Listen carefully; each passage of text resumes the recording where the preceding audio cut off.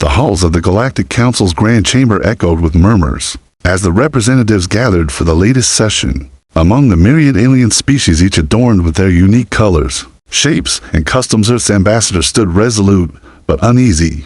The recent events had shaken Earth to its core, and the Council's reaction made it clear humanity was no longer welcome at the table. Ambassador Narration's voice rang clear and firm. Esteemed members of the Council, Earth has faced unprecedented attacks on our homeworld.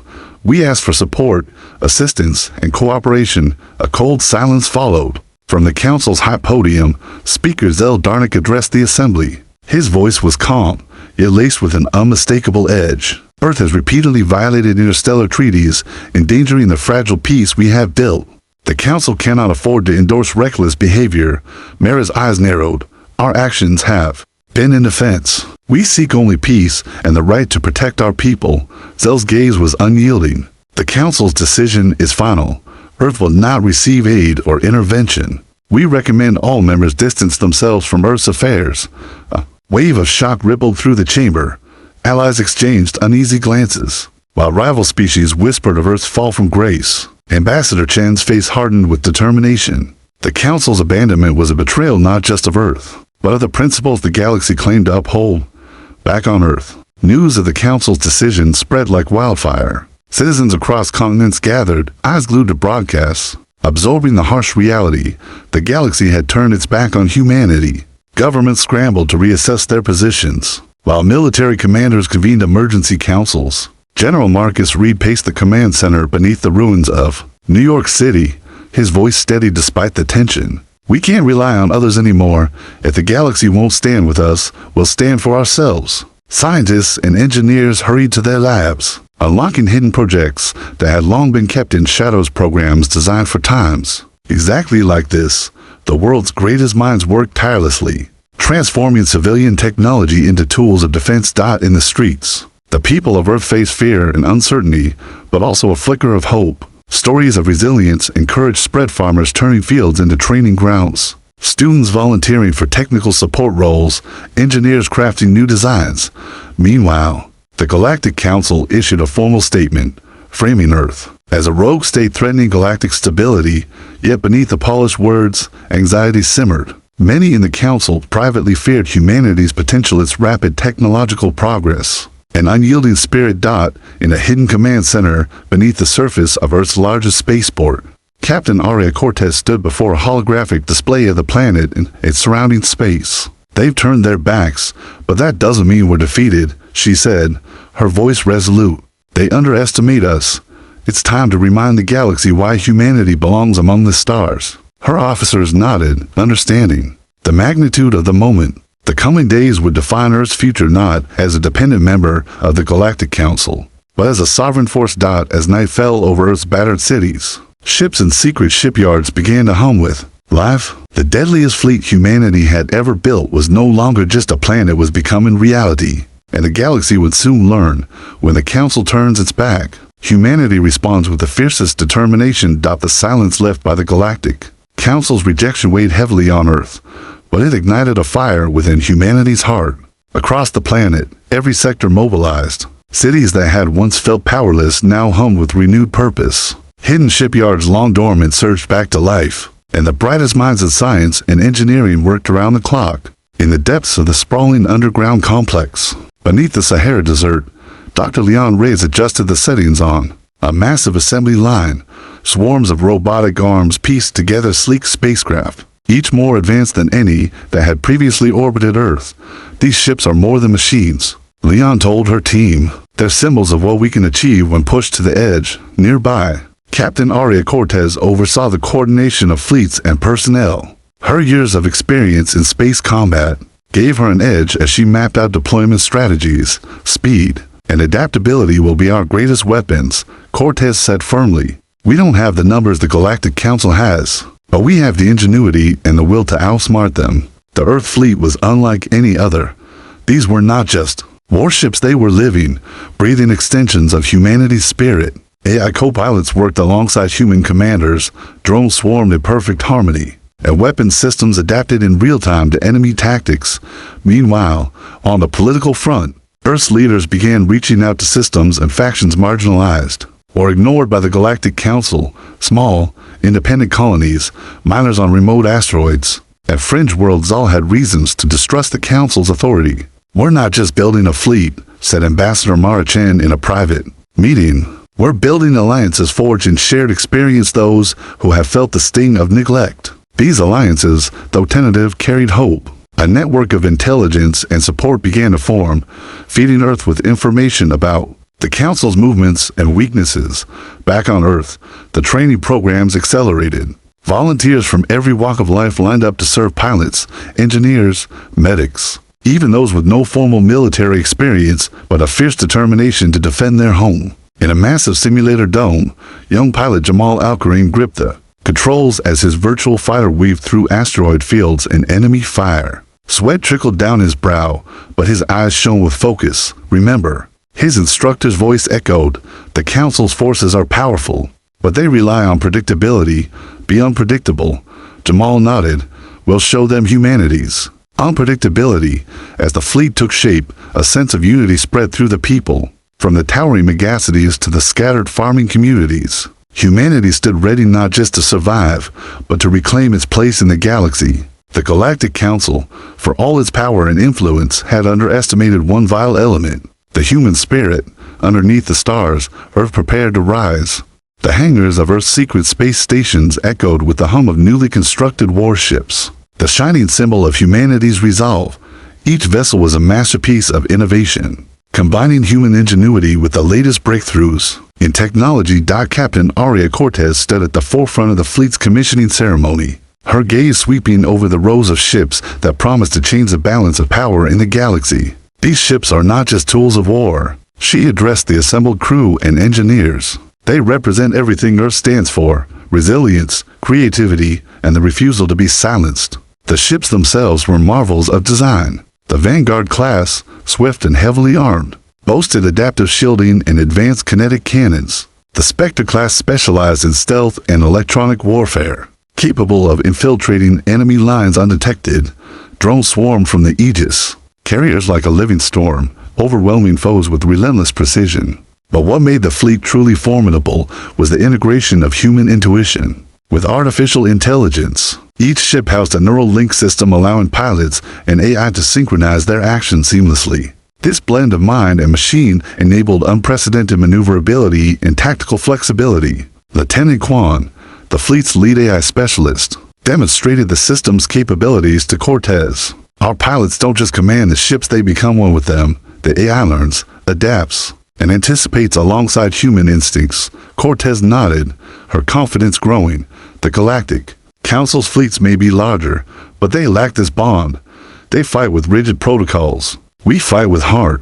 Beyond the technological marvels, the fleet carried something even more potent: humanity's unyielding spirit. Each crew member had their own story of loss, determination, and hope. Together, they formed a force not easily broken. As the fleet launched into orbit, Earth's surface watched with bated breath. The skies above glowed with the thrusters of ships ready to defend their home. The first test of their might came swiftly. Intelligence reported that pirate factions, emboldened by the Council's neglect, were raiding shipping lanes vital to Earth's resource supply. The Sentinel, Cortez's flagship, led the charge into the asteroid belt where the pirates had established a base. The battle was fierce and chaotic waves of small attack craft swarmed the human ships, but they were met with coordinated strikes and adaptive defenses.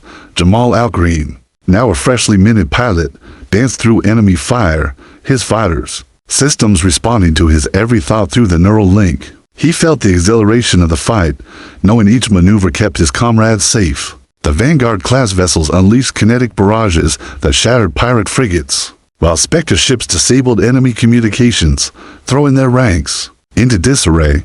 Swarms of drones flooded the battlefield, overwhelming the opposition with relentless strikes. Within hours, the pirate threat was neutralized, their stronghold reduced to debris drifting in silence. News of Earth's fleet success spread quickly through the stars. Neutral worlds and distant colonies took notice. The human fleet was no longer a distant myth, but a rising force to be reckoned with. Back on Earth, celebrations erupted, yet Cortez remained focused. This victory is just the beginning. The Galactic Council will not stand idle.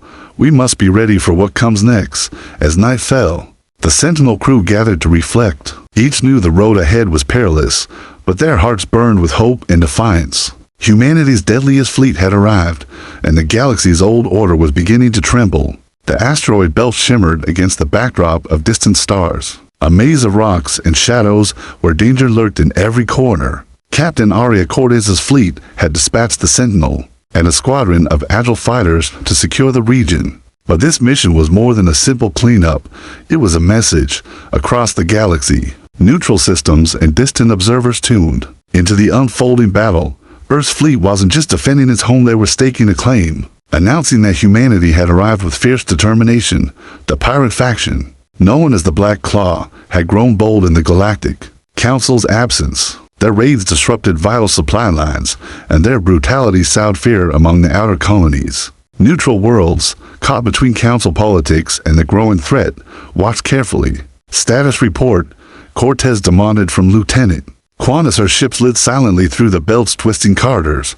Black Claw frigates detected several squadrons approaching. They're heavily armed and expecting resistance, Quan replied, eyes scanning the tactical display. Good, Cortez said with a grim smile. Let's give them a fight they won't forget. As the Sentinel and its escorts emerged from behind a massive asteroid, they were greeted by a barrage of plasma fire. The Black Claw was ready and fierce. The first exchange was brutal. Fighters darted through the shadows, weaving between asteroids, their energy weapons cutting through the void. The human ships responded with precision, their neural link pilots anticipating enemy moves with uncanny accuracy. Jamal Al-Karim's voice crackled over the comms, engaging bandits on my starboard flank, requesting backup. Within moments, drones deployed from the Aegis carriers swarmed into the fray, overwhelming pirate fighters and disrupting their formations. The Black Claw's advantage in numbers was slowly eroded by Earth's superior tactics and technology. Cortez's voice was calm but commanding. Maintain formation, protect the carriers, target their command ships first. The battle turned as the Spectre-class stealth ships slipped behind enemy lines, jamming communications and disabling key systems. Chaos rippled through the Black Claw fleet, and their coordination faltered. Despite the intensity, the Sentinel's crew remained focused. Damage reports came and shields held strong, but the pirate fire was relentless. Suddenly, a massive explosion rocked the Sentinel. A plasma torpedo had found its mark, scorching the hull. Alarms blared, but the crew responded swiftly. Shields down to 40%. Repair teams en route. Quan announced, divert power to forward shields and weapons. We're not going down today, Cortez declared, steady and resolute. As the battle pushed forward, Earth's fleet executed a daring maneuver. The Vanguard-class ships formed a spearhead, punching through the disorganized pirate lines and targeting their flagship. With a coordinated volley of kinetic strikes, the Black Claw command vessel erupted in a brilliant cascade of fire. The pirates' morale shattered. What had begun as a bold attack turned into a desperate retreat. With the enemy dispersing, Cortez ordered a pursuit, but she also kept an eye on the wider picture. This isn't just a victory, it's a statement. We've shown what humanity can do when pushed to the edge. Back on Earth, the news of the battle electrified the population. Streets filled with celebrations, while leaders in distant systems debated their next moves. The once overlooked human fleet was now a symbol of hope and defiance. In the aftermath, Ambassador Mara Chen received cautious messages from previously neutral worlds. Alliances, once unthinkable, began to form. Earth's voice was no longer a whisper, it was a roar. But Cortez knew the path ahead was fraught with danger. The Galactic Council would respond, and their retaliation would be swift and brutal. For now, though, humanity had proven itself in the crucible of battle. The deadliest fleet was no longer a secret weapon, it was a force awakening in the heart of the stars, and the galaxy would have to reckon with Earth's rising power. The Galactic Council's chambers were unusually tense as reports of Earth's growing fleet and recent victories flooded in. Speaker Zeldarnik's usual composed demeanor was replaced by a flicker of unease.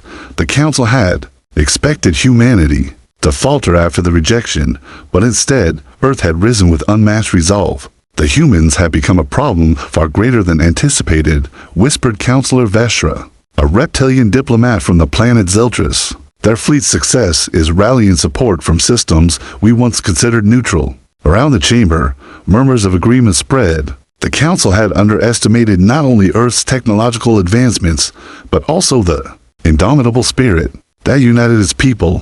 For decades, humanity had been viewed as a minor player, wild, unpredictable, but ultimately manageable. Now, they were a rising force challenging the established order. Councilors debated furiously. Some advocated immediate military action to suppress Earth's fleet before it could grow stronger. Others urged diplomacy, fearing an open conflict would fracture the fragile alliances the Council had built. Amid the discord, Speaker Darnik rose, his voice cutting through the tension. We must not allow Earth to undermine the Council's authority. They have defied our decisions, jeopardized peace, and now threaten the stability of our galaxy. He turned toward the assembled diplomats. I propose sanctions, trade embargoes, restricted access to Council resources, and suspension of any diplomatic relations. We will isolate Earth further and force their hand. The motion passed swiftly. Back on Earth, Ambassador Marichan received the news with a steady gaze. The Council sanctions are predictable. They seek to choke us, but they fail to realize that hardship breeds strength. Her words echoed across communication networks, reaching systems both near and far. The embargo stung, cutting off supplies and limiting trade. But humanity's resourcefulness once again shone through.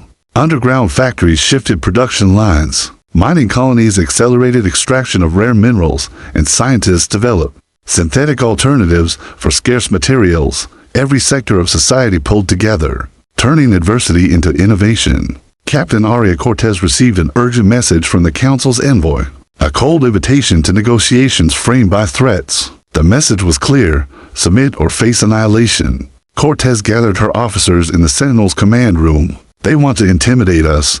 They believe our fleet is a threat that can be crushed. Lieutenant Quan shook his head. Their fleet outnumbers us, but their tactics are rigid. They haven't adapted to the way we fight. Cortez's eyes gleamed with determination. That will show them what it means to fight with heart and ingenuity. The Council has chosen war, and we will be ready. The first skirmishes under the shadow of the sanctions tested Earth's fleet further. Patrols intercepted supply convoys attempting to break through embargoes, and scouts reported increased Council warship activity near contested sectors. Despite the pressure, Earth's fleet maintained its momentum. Each victory was not only a tactical success, but a rallying cry for those who felt ignored or oppressed by the Council's elitism. Meanwhile, the seeds of rebellion sprouted in distant systems. Discontented worlds, inspired by Earth's defiance, began sending emissaries to discuss alliance possibilities. Ambassador Chen's vision of a new coalition was taking shape, built on trust, mutual respect, and shared goals, a stark contrast to the Council's bureaucratic rigidity. In the midst of growing tensions, Cortez prepared her fleet for the inevitable confrontation. We don't fight because we want war, she told her crew. We fight because we must protect our home and our future. As the Council's forces gathered, Earth's fleet stood ready, not just as a symbol of resistance, but as the spearhead of a new era. The galaxy was shifting beneath their feet, and humanity was leading the charge. The void of space stretched endlessly, cold and silent, until the sudden burst of light, the flash of weapons firing, the roar of engines cutting through the darkness. For the first time since the Council's betrayal, Earth's fleet faced the true test of war. Captain Aria Cortez stood on the bridge of the Sentinel, the flagship of humanity's deadliest fleet. The sensors hummed, tracking the approach of the Galactic Council's imposing armada. This was no mere skirmish. This was a battle for Earth's very survival. Enemy fleet detected, closing fast, Lieutenant Quan announced, fingers flying across holographic controls. They outnumber us nearly 3-1. A ripple of tension passed through the crew. The Council's forces were vast, composed of heavily armored dreadnoughts, swift frigates, and support vessels bristling with weaponry. The message was clear: crush Earth's rebellion before it spread. Cortez's voice was calm, unwavering. Numbers don't win battles, strategy and spirit do. Prepare to engage. The fleet formed into a defensive perimeter around Earth's strategic asteroid base, a vital outpost for resources and communication. The Council's warships advanced, confident and relentless. The opening volley shattered the silence. Plasma beams and missile salvos streaked across space, lighting the dark expanse with violent bursts. Earth ships responded with coordinated precision, their adaptive shields absorbing heavy hits while their counterattacks targeted weak points in the Enemy formation. Jamal Al-Karim, now a seasoned pilot, led a squadron of fighters in daring maneuvers, weaving through enemy fire to strike at command frigates. His neural link with his ship was flawless. Instincts honed by months of grueling training in combat. Bandits on my 6. Jamal warned over comms as enemy fighters closed in. Cover his flank, Cortez ordered, deploying drone swarms that erupted like a storm, forcing the attackers to break off. The battle raged for hours, a deadly dance of tactics and willpower. Though outgunned, Earth's fleet leveraged their agility, electronic warfare capabilities, and the human element, creativity and unpredictability that AI alone could not replicate. Suddenly, the Sentinel shuddered as a massive plasma blast tore through its shield. Alarms blared as damage reports flooded in. Hull breach in Sector 3. Life support compromised, the chief engineer reported. Cortez didn't flinch. Divert all available power to shields and weapons. We hold the line. Around her, the crew worked with synchronized urgency, repairing systems even as they fired back. The fleet's neural network optimized weapon targeting, coordinating attacks that fragmented the Council's formation. The turning point came when Earth's Spectre-class stealth ships executed a daring strike. Cloaked and silent, they slipped behind enemy lines, disrupting communications and triggering confusion. The Council fleet's coordination faltered, and their attacks grew disjointed. Seizing the moment, Cortez commanded a full assault. The Vanguard-class ship spearheaded the charge, breaking through the enemy's front lines and delivering devastating kinetic barrages. Council warships exploded in fiery blossoms, their retreat signaling a turning tide. As the Council's fleet disengaged, retreating beyond sensor range, Cortez allowed herself a brief sigh of relief. We did it, Jamal said over comms, voice heavy but triumphant, against all odds. But this is only the beginning, Cortez reminded them. The Council will not stop. They will come back stronger. Back on Earth, news of the battle spread rapidly. Citizens celebrated their fleet's resilience, their defiance against overwhelming force. Ambassador Mara Chen addressed the galaxy, her voice carrying hope and warning. Earth stands unbroken. We fight not for conquest, but for survival and justice. Let this be a lesson to those who doubt the strength of humanity across distant systems. Oppressed worlds watched closely, their resolve bolstered by Earth's victory. The first clash had tested humanity's mettle, and the result was clear. The deadliest fleet was not just a weapon, it was the spark of a revolution. The aftermath of the first clash rippled far beyond Earth's orbit. News of humanity's victory against the overwhelming forces of the Galactic Council spread like wildfire across the stars. In distant star systems, where the Council's grip had long been accepted as absolute, whispers turned into conversations, and conversations into calls for change. On the fringe world of Iridium Prime, a small mining colony had suffered under the Council's taxation and neglect. Now, their leaders met in secret, watching the broadcasts of Earth's fleet cutting through the Council's armada. This is the sign we've been waiting for, declared Governor Solek, his voice low but steady. If Earth can stand against the Council, so can we. Elsewhere, on the capital world of the Martel system, a group of diplomats and military officers debated their future. Some argued for loyalty to the Council, fearing the chaos rebellion might bring. But a growing faction pushed for alliance with humanity, inspired by the courage and ingenuity displayed. Unity is our strength, Ambassador Lyra urged her peers. The Council's arrogance has blinded them. We must not wait for their oppression to reach our doorstep. Back on Earth, the fleet was more than a military force, it had become a beacon of hope. Captain Aria Cortez felt the weight of responsibility. Heavier than ever, every decision she made resonated across worlds. Inspiring allies and provoking enemies, we fight not just for Earth, she told her officers during a strategic briefing, but for every voice silenced by fear and tyranny. Lieutenant Quan, analyzing incoming intelligence, nodded. Several systems have pledged support. Supplies and reinforcements are en route.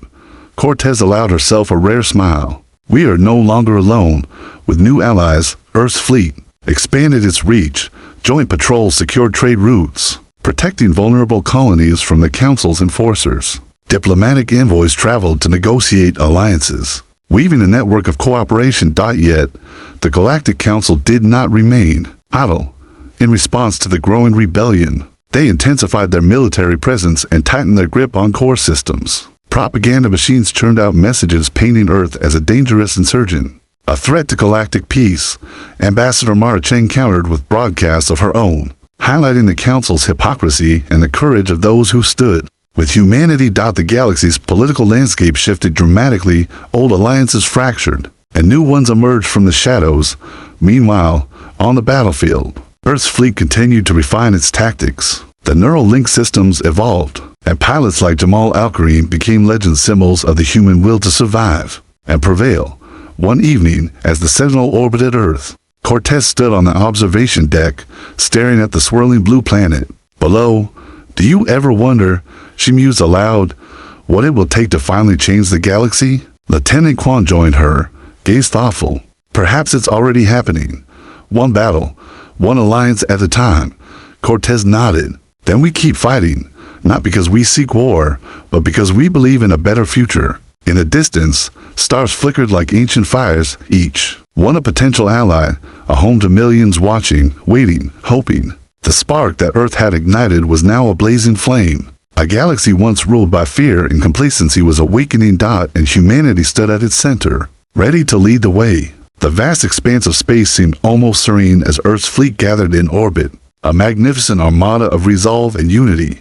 After months of relentless struggle, strategic alliances, and fierce battles, the tides of the galaxy had begun to turn. Humanity's deadliest fleet was no longer just a symbol of defiance, it had become a beacon of change. Captain Aria Cortez stood on the bridge of the Sentinel, watching the holographic display of systems lighting up one by one. Systems once shackled by fear and oppression now declared their allegiance to the coalition Earth had inspired. "Every star we secure," she said quietly, "is a step toward peace." Lieutenant Quan's voice broke the silence. "The Galactic Council has called for an emergency summit. Their fleet is regrouping, but their influence is fracturing." Cortez's eyes narrowed. "They know they can't win through force alone. They want to negotiate from a position of strength." Ambassador Mara Chen's diplomatic channels buzzed with activity. Envoys from across the galaxy prepared to attend the unprecedented summit, a chance to reshape the future. The Council's arrogance had created a new order, one where cooperation and justice held the center stage. The summit's venue was a neutral space station orbiting the ancient planet of Aetheris, a place steeped in history and neutrality. Representatives from Earth, allied systems, and even some hesitant council members gathered, the air thick with anticipation. Chen's opening address was powerful yet measured. "We come not as conquerors, but as partners. The galaxy's strength lies in unity, respect, and shared purpose." Opposition voices tried to derail the talks, but the coalition's presence was undeniable. The days of exclusion and indifference were over. Meanwhile, Cortez coordinated the fleet's vigilance, ensuring security without intimidation. The scars of war still ran deep, but hope flickered stronger than ever. As negotiations progressed, new treaties emerged, guaranteeing fair representation, resource sharing, and the protection of sovereignty. The Galactic Council itself was forced to evolve or risk irrelevance. In a quiet moment after the summit, Cortez reflected on the journey, from the silence that once gripped Earth to the roar of its fleet challenging the cosmos. Humanity had proven that courage and unity could rewrite fate. "Change is never easy," she said to Quan, "but it's necessary," Quan replied, "and it's only just beginning." Back on Earth, celebrations filled the streets, not for victory alone, but for a new dawn. Children gazed up at the stars with wonder, dreaming of a future where their world was part of a galaxy united in peace. As the Sentinel prepared to depart, Cortez looked once more at the swirling blue planet below, a home tested by fire, yet unbroken. The galaxy was vast, its challenges many, but with humanity's fleet ready and allies at their side, the stars no longer felt distant or cold. They felt like home, and the new dawn had arrived.